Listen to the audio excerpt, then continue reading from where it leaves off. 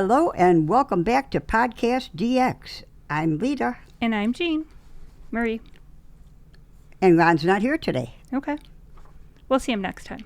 But together we're the hosts of PodcastDX. Okay. Today's topic hits close to home for almost everyone. Impaired driving.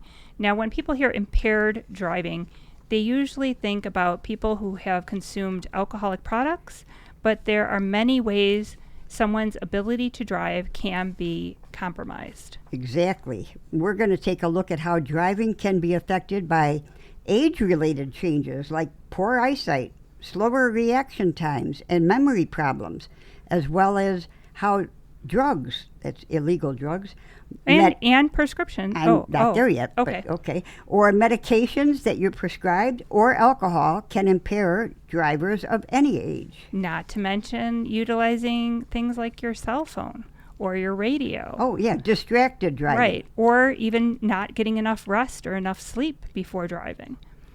Keep going. I don't know what else. But anything that makes it harder, distracts you and makes it more challenging, because when you're driving, it's a very complex skill. It's not just about steering and pressing the gas pedal. You're constantly processing information, making split-second decisions. The faster you're going, the quicker those decisions and the reaction time needs to be, and you need to coordinate all of the motions and all of the information that's being taken in by your ears, your eyes. And, you're constantly scanning the dashboard. You're looking at, everything around you, and you need to react quickly. And you're doing all that to keep control of a vehicle that weighs thousands of pounds. Right, and can, cause serious problems for other people on the road. So it's not just about the individual. I hear a lot on individuals who are being arrested for these situations on YouTube. Those videos, they are constantly saying, isn't there something better? It's like better that the police officers can be doing. The police officers are preventing you from hurting yourself and others. Right.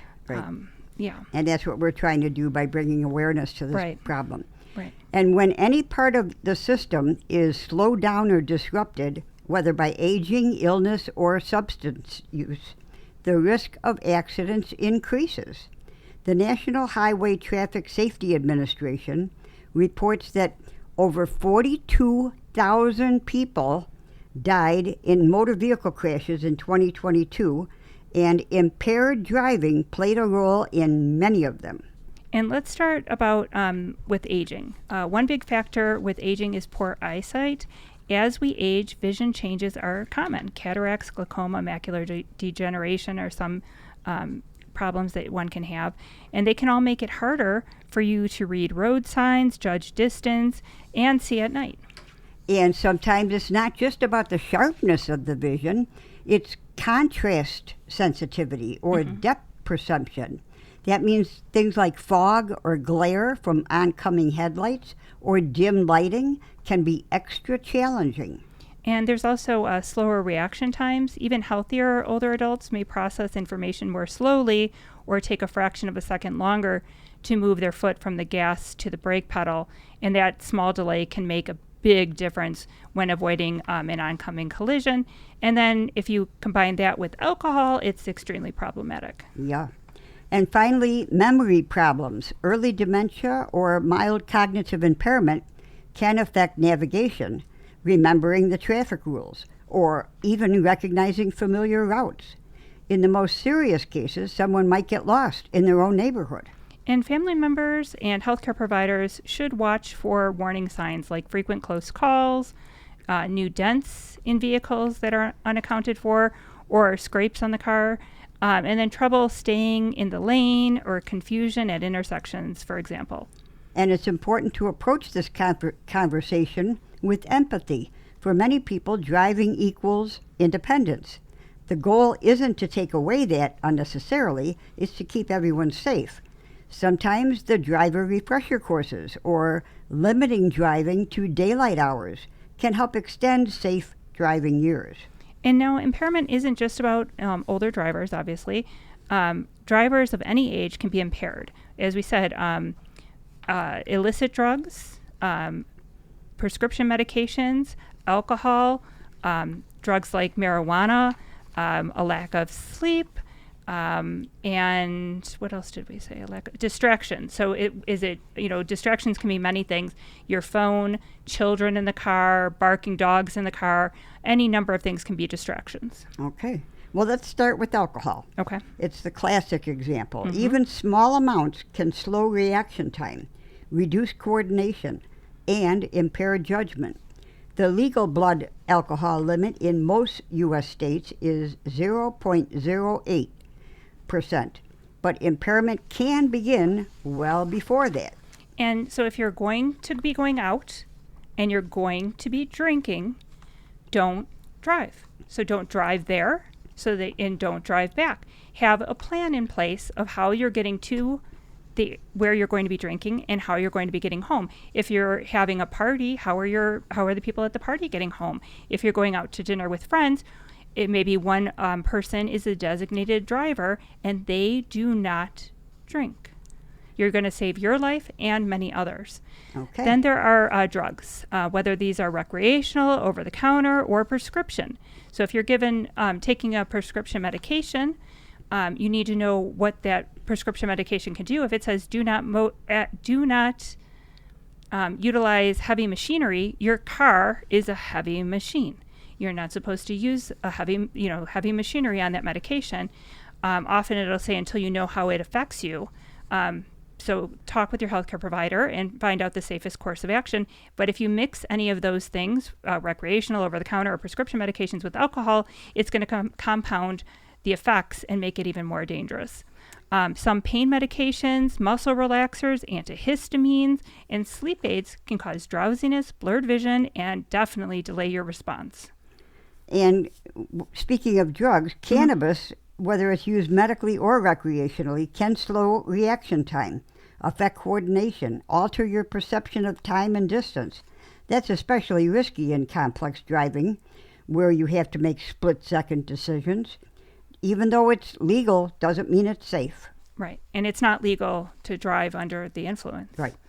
One thing that's often overlooked is mixing these substances, as I said a minute ago. Alcohol combined with even a small dose of a sedating medication can multiply the impairment effects and much more than, if you just took one or the other. Right. And that can happen accidentally. Sure. For instance, having a glass of wine with dinner while you're still under the effects of a prescription painkiller from earlier in the day. Right. And if you're going to be taking, painkillers, chances are you shouldn't be driving either, and you should be making plans on how to get around. There are alternative modes of transport. So how do we prevent impaired driving? First, know that anything that's going to impair your judgment, drugs, alcohol, distractions, lack of sleep, you shouldn't be driving. And be honest about that. If you have vision, memory, or reflex changes, then you should be checked by a healthcare provider and follow their advice about driving. And there are, I know here in Illinois, for example, rehabilitation facilities for like Marion Joy offer driving programs where they can evaluate your ability to drive and also help you recover after a serious injury and recover your driving skills, yes. Okay. Or modify those skills. The second thing is plan ahead. Like Jean said earlier, if you're taking any medication that can affect alertness, ask your pharmacist or doctor. Oh, I thought they were going to say ask them if they could drive you. Ask them if it's safe to drive. If it's not, well, then arrange for a ride or adjust your schedule. And when it comes to alcohol or drugs, it's all about making a plan before you start. Designated driver, use rideshare apps, use public transportation. Don't drive. Don't get behind the wheel of a vehicle if you had anything to drink or if you are taking any drugs. And once you're impaired, you're not going to make that, you're not in the position to judge if you're okay to drive. So before you drink, before you take drugs, make a plan of how you're going to get where you need to go. Yep. Good. And get there safely. Right. Good plan. Otherwise, you won't make it to the next party. Right. Families can also play a role. Talk openly about driving safety, not as a punishment, but as a way to protect everyone on the road. And driving is a privilege. and it's also a huge responsibility. Impairment, whether it's from aging, healthcare conditions, substances, like impairment can happen to anyone at any time. Well, not at any time, but Yeah, it could. it could if you have any of those issues. The key is awareness. You have to be honest and have a self-assessment. You have to make safe choices before you get behind the wheel. That way you're protecting not only yourself, but everyone sharing the road. Thanks for joining us on this episode of Podcast DX. We hope you stay safe, you stay informed, and we'll see you next time. And remember, this podcast is not intended to be a substitute for professional medical advice, diagnosis, or treatment, and always seek the advice of your physician or other qualified healthcare provider with any questions you may have regarding a medical condition or treatment and before undertaking a new healthcare regime. And never disregard professional medical advice or delay in seeking it because of something you've heard on this podcast. Till next week.